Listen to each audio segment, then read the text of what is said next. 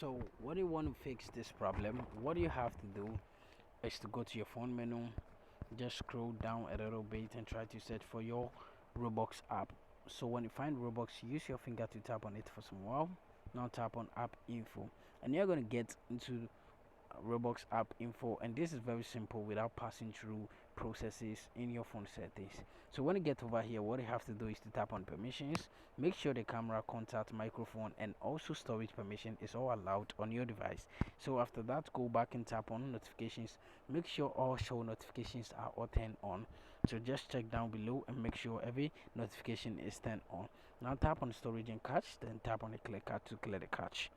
Go back, tap on advanced, then you have to tap on this app info to go to Play Store.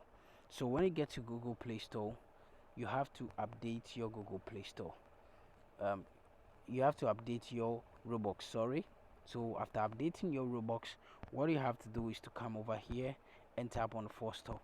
So after tapping on force stop, what you have to do lastly is to tap on your power button for some while, then you tap on restart. Some device you're not going to see restart, but you're going to see reboot. It's all the same process. If you don't find restart and reboot, what you have to do is to just turn your phone off by tapping on your power button for some while. After turning your phone off, wait for some while, like 1 minute or 30 seconds, then after that turn your phone on again. So after turning your phone on, this problem is going to get fixed. Thank you very much for watching this video. See you in my next video.